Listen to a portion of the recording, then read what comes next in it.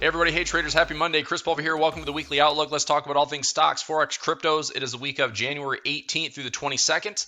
Coming at you with about a 50% completed office. It's still a mess. I'll show you the workings here. So still have some paint to do, but got all the paneling done, about 75% of that. Have one more wall to complete.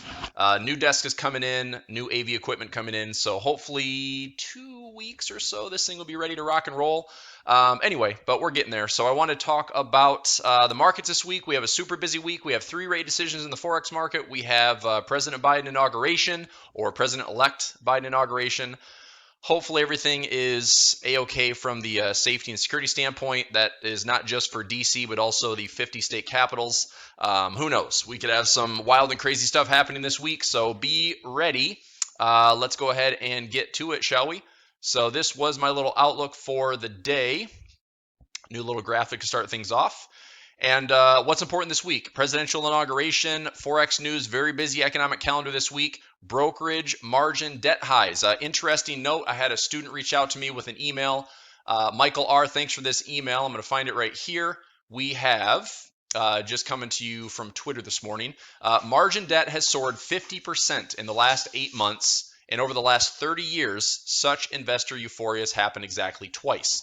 So basically we have this. We have kind of some tops in the financial markets like the S&P or the Dow Jones or the NASDAQ, but this is following really lining up with the S&P 500. And I have the screenshot right here to show you so you're not like, what are you talking about, dude? Right here. So here's the screenshot. S&P 500, and you can see how that aligns with the margin debt. And this was in 2000. And again, we had one here in 2007, and we are now at a new high in the S&P, right? New high in the S&P with another high in margin debt. So could things get very interesting for the retail trading crowd? Probably. As I've talked about for the last 4 weeks now, 3 weeks now, starting 2021, looking at the technical picture from the SPY, the DIA, the QQQ, look, we're at extremely overbought conditions. I'm not saying that the market can't stretch and drift higher because there's not really a catalyst to tank it right now. But at the same time, a correction, I would say a reasonable correction, a proper correction, a healthy correction, well, I'll just say a correction in general could happen, should happen, and it would actually be healthy because all of this excess liquidity and all these extra funds, all this discretionary funding that supposedly people have, it's got to go somewhere. I mean, when you think about it right now, parking money in a bank is not going to make you any money. In fact, I was looking at one of my accounts. One of my accounts has $25,000 in it. I got a whopping 20-cent interest payment. It's like, what am I going to do with that? Nothing. So excess capital, discretionary funds, trading capital. If you want to make your money work for you, got to find places to put it. Yes? So what are we going to see here for this week with the U.S. inauguration? More of the same, which is drifting, a lack of bearishness. Volatility has been kind of it's ticked higher. It's got a nice little support level around $20 on the VIX. Volatility is a little bit higher, but we're also seeing like choppy highs. Not a ton of volume pumping the markets to new highs. Is this inauguration and a very bold agenda coming right out of the gates for Biden and team? Is that going to be enough to drive the markets higher? Are we going to see a new sector rotation where we start to see the Paris Climate Accord, green technology, climate-friendly technology and changes? Is that really the next big move for the next 12 to 24 months? Or we find some trends in decent companies that have kind of one more effort in them, recovery stocks like airlines, like movie theaters, anything retail, brick and mortar, human interaction, events, things that, if we have positive reactions to COVID vaccines and people are getting back out to a normal, and whatever that is, I mean, everything's changed over the last, year. But those recovery stocks and companies are probably looking better in 2021. I continue to look at, great, like I said, great companies at good prices, big levels. I will continue to stay long on Amazon. I will probably continue to stay long on Microsoft. I will continue to stay long on Alibaba. I'm tempted to get back in Tesla. I was long Tesla from 500 to 8 and change. If it pulls back, I'd like to get in again. And again, I'm not buying Tesla for Tesla. I'm not buying it for the cars. I think that Tesla as a company, Elon Musk as an innovator and a disruptor, if they kind of brand, any new shift in what Tesla becomes and they price it in with Tesla stock, I think it's going to be a great company. It would be interesting to see if somehow Elon Musk starts something new and a new venture and becomes something totally different, or if like the technology that Tesla is capable of and putting out there into the automotive industry or batteries, if that actually just sticks with Tesla and becomes a multi-thousand-dollar stock. So portfolio preparation is this: great companies at great levels, lagging companies and stocks that didn't perform very well in 2020, despite everything doing overall extremely well. Will they be back and recover? Possibly. I am long AMC right now, which is a movie theater group. It's AMC Holdings. I'm long around $2.13. My downside is very limited. I realize it could go to zero, but at the same time, it could quickly go to $5, $6, $7 and be a nice little jump. And whether I hold it or not, I don't know. I don't know if I'm going to hold it. Right now we're seeing movie theaters release and also go to streaming platforms like HBO Max. So they come out in box office. Nobody's going to movie theaters, but it's available now for streaming. So is that going to help? Is that going to help a movie theater? Probably not. But is this a temporary thing? We're not sure. So that being said, we do have some interesting plays in the stock market. I'm curious if this week is noisy or if we see some high volatility this week. So I'll be watching the currency strength chart in Forex. I'll be watching the dollar crosses the dollar index. I'm looking at the 10 and 20-year notes and the yields. I'm looking at gold and silver. Cryptocurrencies, of course, have paused off their highs. We're starting to see a little bit of calming in some of those cryptocurrencies. So let's get to the charts. Let's focus on some setups for this week. If you just take a minute, if you're watching this video, my weekly outlook or my Keep It Seriously Simple program, please like the video, subscribe to the channel, and click that notification bell. And anytime I post videos like this or my Keep It Seriously Simple modules, they will go to your phone as a push notification. So that would be much appreciated. Understand there's risk in trading. Everything I'm talking about here is for educational purposes only. Please do not trade with money you cannot afford to lose. If you are following me out there on social media, the best way to follow me is this YouTube channel. So you can just search my name and it'll be me in a suit. And that's me. That's my face, Chris Pulver. I've got about 2,800 subscribers right now and growing. So hopefully, more likes, more subscribers. Appreciate all that. And also on Twitter and Instagram and Facebook. So I'm just posting mainly everything for my weekly outlook and modules of my Keep It Seriously Simple. Starts with my YouTube channel and just goes out to the other social media outlets. All right, so let's get to the charts, yeah? And this is the thumbnail that you'll see on my YouTube channel for all of my Keep It Seriously Simple video series as well. Any feedback, any request, feel free to leave a comment in videos like this. Make sure you can show the description. I've got item notes for full education. I have an on-demand series with all these different videos on price patterns and price action and market structure. So just let me know. All right, let's get to the charts. So I want to take a look at the dollar index first and foremost. I did close some partial positions on my dollar crosses. This is the dollar index. This is closely resembling also the euro dollar and the dollar Swiss. If you look at the euro dollar has actually made a decent run towards 1.2050, and that would really be the equivalent of this dollar index going a little bit higher and potentially starting to retreat a little bit. So this dollar index actually resembles the dollar Swiss really closely. Here's my dollar Swiss. If I drew a more aggressive trend line, and I'll do that right here.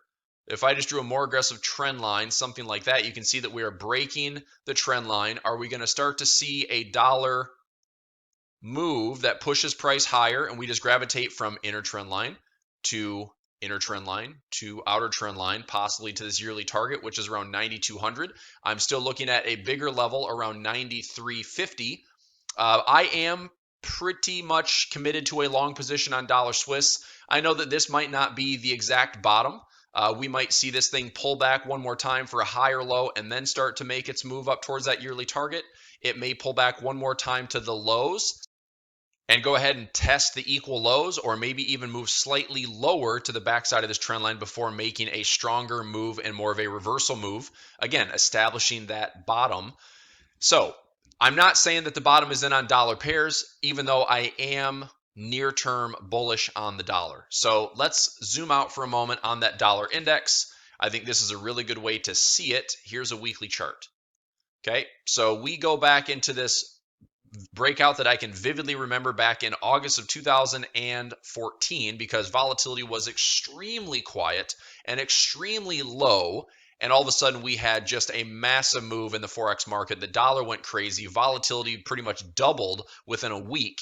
And we went from range, targets, pivots, pockets, everything super efficient to just blowing it wide open. Therefore, this run has created a lot of inefficiency. Now, I see that we have this high back in 2016. We had our kind of volatile test of that high in 2020. So what I'm interested in seeing is, will we end up getting back down towards these 2018 lows? And that's why I said that the dollar bottom may not be in yet, because we might see one more test of the lows to test this level, create that stronger divergence and a lower price point for the dollar to actually establish a yearly low. Okay, so it's interesting here that we have a yearly target on the dollar index right above 12,000. So will we see a low pattern forming, and will this dollar make a run back up towards a yearly target for the year 2021? If so, that is a lot of upside potential on the dollar, and that can also be, look, this bigger picture could also be a range. We could also see this support level hold. I guess it would be helpful if I use an actual straight line. If we have a straight line here, change the color. If we have a support level that holds and a resistance level that holds, look, we could form a bottoming formation, have a trend on the dollar, come back to this halfway point where there's going to be some fighting, there's going to be some support resistance battles going on, but we may end up creating a range on the dollar once again, and it comes all the way back down again. And I don't know if it's going to be fast on the way up or slow on the way up, but we could have some structure holding where this is nothing more than a multi-year channel. And coming back down into 2018, revisiting that for late 2020 and early 2021, if we hit that level, I'm looking for more confirmation to see bulls take over. There's a nice yearly target, there's nice alignments, support resistance halfway through, and major resistance. If we form a, again, multi-year channel low and a bullish price pattern, I'm going to look to trade that bullish. And respectively, I would be looking to short euro dollar. I would be long dollar Swiss. I would likely short pound dollar, be short Aussie dollar, New Zealand dollar, long dollar CAD, basically trading the entire dollar basket if and when we see some good price patterns. So going into this week with the inauguration and not really knowing if we're going to have crazy volatility or not, how the stock market's going to react. Basically, since the 6th of January, we have not really seen a lot of excitement out of the stock market. So as an example, let's go to January 6th and let's see what the markets did. Okay, so let's find the old insurrection day. This is the 6th right here. So from the 6th, we have not taken out that low. From the 6th, we have marginally made these slightly higher highs, but marginally being the key word, because if we go to the weekly chart, we're noticing that we're making new highs in price, but we are not agreeing with momentum. We are also not quite overbought on the weekly chart. However, we are getting there on the daily. All right, so you can again see the disagreement between price and momentum, but are we overbought yet? We are not. So if we see one more decent move to the upside, maybe it's a capitulation move. Maybe it seems like we can't do no wrong. Maybe we think like this $1.9 trillion package from the Biden administration right out of the gates is going to just, throw the markets into nothing but bullishness. That could be what I keep saying, which is buy the rumor, sell the fact. And the fact is, this stuff gets priced in. So it doesn't mean it can't go higher, because it certainly can keep stretching if there is an absent catalyst. If there's no reason for the market to be tanking, if there's no reason for the markets to go into a risk-off mode, then they're not going to. So the path of least resistance remains bullish for now, but I'm very protective of my profits, right? And that is why I am begging for some type of correction. I am begging for, lagging stocks to start picking up some performance, but I'd like to see this, offer a dip that we can buy, offer something. Because I guess from my end, I'm not just going to trade bull flags at historical highs. So a little shakeout would be great. I'm watching, key levels. Look at these September, October lows from 2020. Watch the yearly target. Talked about this for the last 3 weeks now as we started trading in 2021. right? But since the 6th of January, the markets are really not cranking out new highs. We're just kind of holding current levels. Okay, DIA is the same thing. Okay, so we had our January 6th run to the upside, marginally higher highs. Are we getting to overbought territory? Look at this daily chart. You can see the disagreement in momentum.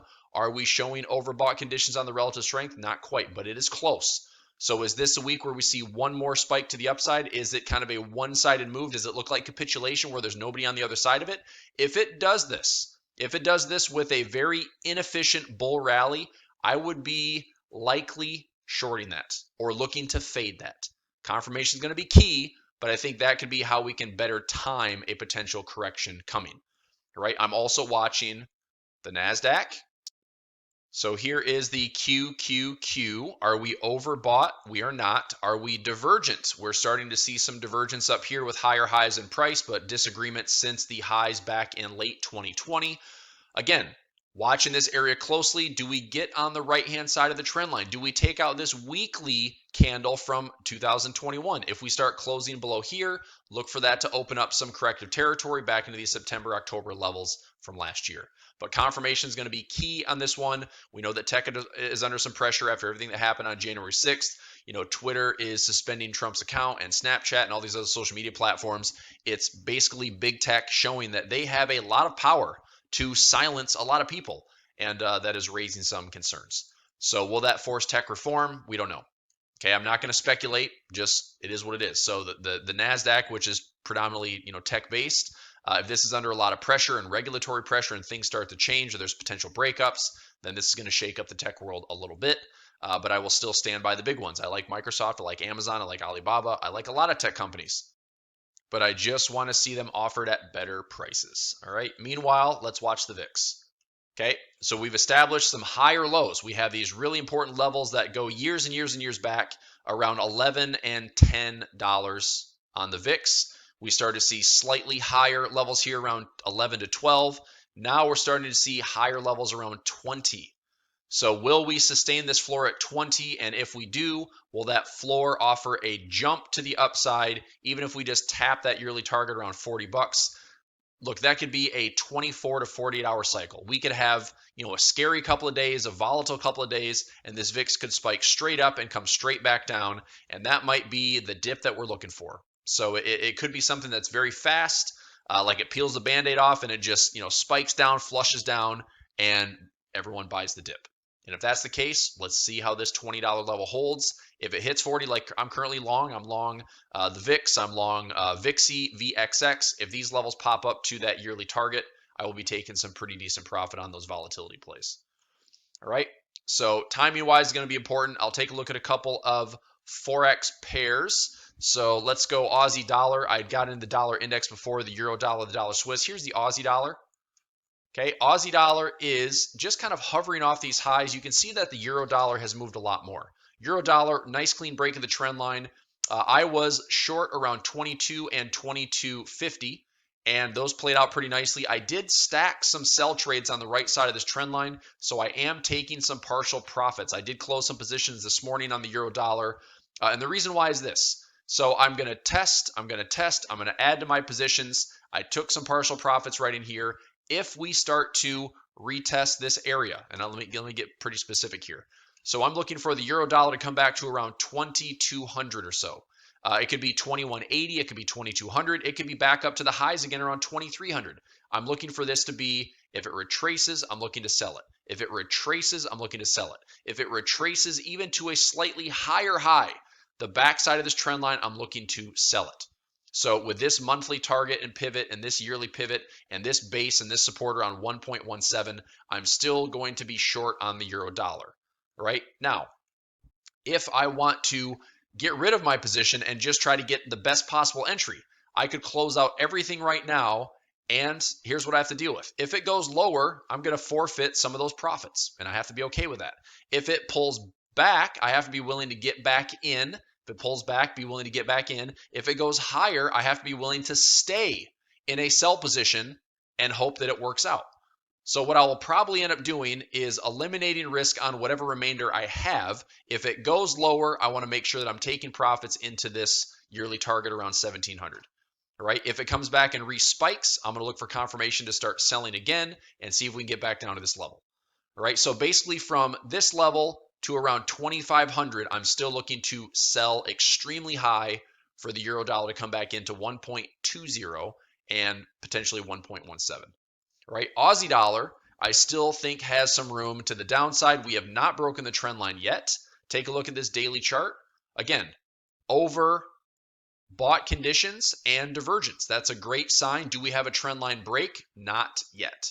So what I'm looking for is this, and I'm going to compress this chart because we might still be able to test these highs on the Aussie dollar. Maybe it's easier for this to keep pushing, and then rebalancing later. And maybe that's between 8,000 and 8,100 if the Aussie, like look, the technicals suggest that we should see a dollar strength move. If the Aussie dollar doesn't cooperate, it will probably cooperate later. But if we start to see price action supporting this area and breaking the right side of the trend line, confirming that trend line break, I will be short Aussie dollar, and I already am, but I'm short Aussie dollar looking to be aggressive, targeting 7,400, that's target one, and targeting this base and yearly target at 7,000. So this one has not broken the trend line. We might go up one more time and then drop. We might go up a little bit more towards this 8,000 level and then drop. So if this goes a little bit higher, stretches a little bit further, that's okay. If this one stretches further, it will still cement that I want to short it. I'm just going to see that confirmation, and I will get more aggressive on the right side of the trend line. I'll get more aggressive, not as far as trade size, but just in terms of confirmation, adding to a winning position, putting some stop sells in to see that price is confirming and going lower, and I can get picked up on a couple of nice confirmed trades. But a trend line break on this one's going to be really, really key. New Zealand dollar is very similar. We just broke the trend line here. I would like to see if the Kiwi can pull back a little bit towards equal highs. That's around 7,200. If we pull back to this equal high, that's around 7,300. So anywhere there, looking for a pullback, looking for an equal high, looking for a backside of the trend line. And I'm going to short the Kiwi back down towards 6,800 and this yearly target around 6,600. Okay. Pound dollar, I don't really love that one as much. Pound dollar is still kind of doing its own thing. We have a stronger pound and a stronger dollar. Eventually, this one's going to have to make a decision. I think that decision is something like this. We might have this channel playing out. It could be a rising wedge where this gets really, really, really choppy, starts to break the structure here, and then falls down into 1.30, potentially 1.28. So if I'm going to line up a trade on the pound dollar, I will essentially just kind of stay the heck out of it right now and just watch this price action. If we get on the right-hand side of this trend line, then I'll look to short it back down towards 128. But this could be a nice rising wedge. We just need to see this one play out and get past all this choppiness. Dollar yen is another one that I'm just kind of sitting tight on right now, not doing anything with. However, I'm really interested in a buy around 101.50 and 100 even. And all this could be this larger move here, and all of this is a massive correction. This entire area could be a massive correction. So there's my swing, massive correction that's still playing out. Even a swing here, massive correction playing out.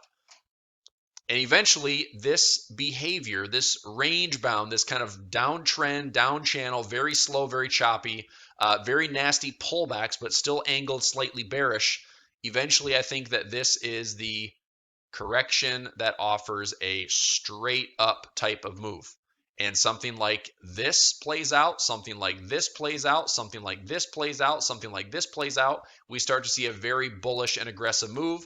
We could be coming all the way back to 109, 111, potentially back up into these highs, which is around 1.14. Where do I think that's happening? I'm looking at 101.50 to 100. Be very patient on the dollar yen. All right. I think if we start to guess where the bottoms are, we might be disappointed. If we start to see some confirmation, around this 101, 101 or 100 even, and we start to break this channel here, look for that to be a nice bullish opportunity.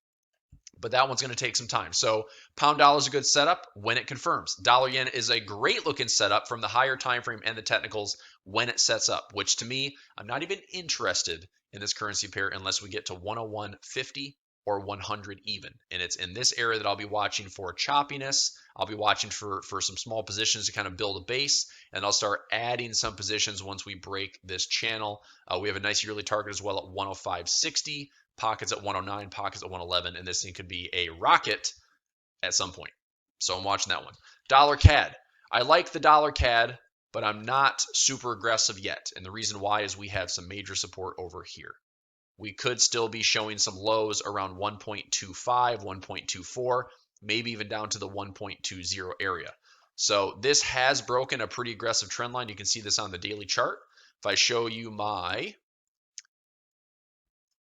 divergence and oversold, if we can make some maybe slightly lower lows, maybe this bottom is starting to hold a little bit. We just need to see another nudge. Something like this could be a really nice falling wedge, start to offer some bullishness to the upside. I think 130 is a great conservative target for the bulls, and anything around this yearly target is 133 and change. I love that trade on the dollar CAD. I've just been patient on this one because oil is still steady around $52. The dollar CAD has not necessarily come into these major multi-year support levels that I'm looking at. It's 2017, 2018. This is around 1.25, 1.24. So if we can drift a little bit lower, I get way more interested in buying dollar CAD and starting to position for that. But what I'm looking for right now is I have a couple of small tester trades in right now. If this is a falling wedge, looking to see if this can squeeze up towards 130 or squeeze up towards 1.34. Okay. And let's see here. Any other ones that I did? I did New Zealand dollar, Aussie dollar, pound dollar, dollar yen, dollar CAD, dollar Swiss, dollar yen. All right, we're good on the dollar basket. Another currency pair that I'm watching closely, New Zealand CAD should be pulling back a little bit. This should be something to this tune of maybe a corrective pattern that pulls back here, offers a move back into this yearly target. 1, 2, 3, we could be in a corrective phase 4, and then a fifth wave completion up towards not new highs, but like 20-year highs towards like 97, 9800. But I think a correction right now is coming where I'm bearish. We have some really nice harmonic patterns on New Zealand CAD to the downside. So I am going to maintain a short position on this one. I'm also looking for some better confirmation on Aussie CAD to short. We're starting to breach this trend line right here. And essentially, I'm just kind of holding some small positions at these highs. So I did test this level here. I was on the left-hand side of the trend line. If we come up and retest the highs or make a new high, I'll probably fade that move back down. That's a level for support. That's a level for support, and my yearly target around 92.50. Those are bigger positions, and that's commodity versus commodity. I know that it's, Aussie kind of correlates with gold, and oil and CAD correlate, but it's just good old technical trading on pairs like this, which I really, really like. Aussie New Zealand, this is another one that fits the description. We're at 107.97. We just tapped the 10800 level. For my buyers out there, I was long around 106, 105, 104, and I did take some profit around 107.50. That's a nice little close trade. Now that we're at 10800, I'm watching this one really carefully, and here is why. Because if we do the following, let me get rid of some of these subgraphs. If we do the following, let's say that we keep drifting, and we're not breaking a trend line. Look, I think that we have a short trade opportunity coming on this Aussie New Zealand back into these levels that I can build myself into a buyer again, all right? But if we start to see this thing drifting higher into this high again, higher into this high, it's going to be an amazing sell trade. So either way, this is going to be a technically sound currency pair. My thoughts on it right now are if you are long, start protecting your profits, moving stop losses, trapping your profits, right? Because if we start turning here, I'm going to look for a short back down into equal lows or into these inefficiencies from 2020. And this could be a really nice pattern right here that pushes back down. And this could be a pattern right here that allows this to be a higher low and we see a bigger move to the upside. So, more developments on Aussie New Zealand. I'm always watching for pivots. I'm always watching for pockets. I love this currency pair.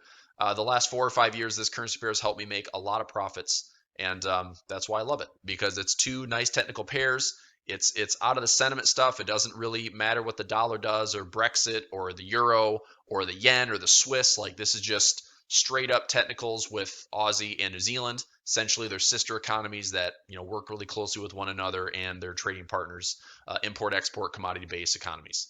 So that's why I like it, because it tends to be a very balanced currency pair. Yen pairs, I'm going to stay away from some of the yen pairs. I did take some profit on Swiss yen. I've got a short trade in at 117.50. I'm looking to protect. I do want to keep shorting it. I'm just wondering, do we have some sideways movement up here, where it goes sideways again, maybe hits 117.50 and then drops lower. If we can revisit this high, revisit these highs, I'm looking for a chance to short Swiss yen and stay short into 114, hopefully all the way down in here. If this is nothing but a range, let's get a nice sell high opportunity on Swiss yen and short this thing for like 800 pips. So keep watching the big structure. This, 118 to 120 is great resistance, and 108 to 110 really good support.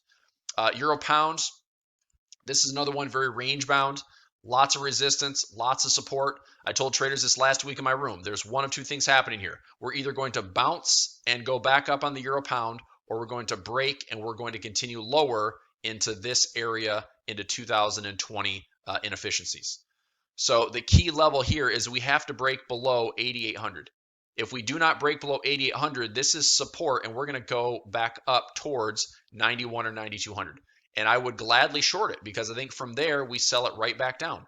Anything higher than that, I would go back to these highs, multi-year highs. I would short it back down, right? So if you're looking at an opportunity for the bounce, some traders probably already took this trade, but the bounce is there. You're buying, your stop loss is below, and we're going to see if support wants to hold on that euro pound.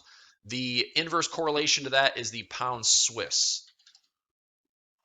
Pound Swiss, you can see that structure as well. We have really strong support at 1750 and resistance around 2150 to 2200.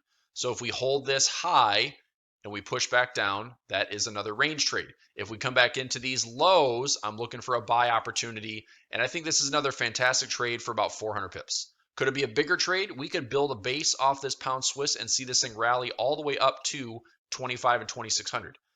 And this would be the inverse of the euro pound. So if this trade sets up for a nice buy trade, that euro pound could set up for bouncing at support, going back up towards 91 or 9200, and then dropping all the way back down towards 84. So euro pound and pound Swiss could be really nice trades over the next maybe couple of months. But in the meantime, we're just looking to trade some ranges right now. Anything else that stands out? I do have some interest this week in my trading room. We'll talk about Euro New Zealand and Euro Aussie. Some big levels I want to watch on those, but that's going to do it. I think for the sake of time, 32 minutes, and I've been talking nonstop. So I'll go and wrap it up there. Again, Monday the 18th through the 22nd. Happy Monday. Let's have a great week. I'm looking forward to seeing all of you out there in my trading room this week for the Flex Trading Room, Tuesday, Wednesday, Thursday, normal time, 8 a.m. to 10 a.m. Eastern time. Inauguration, 3 rate decisions in Forex. We have PMI news coming out of the Eurozone. We have, I think, CPI quarterly for the New Zealand dollar.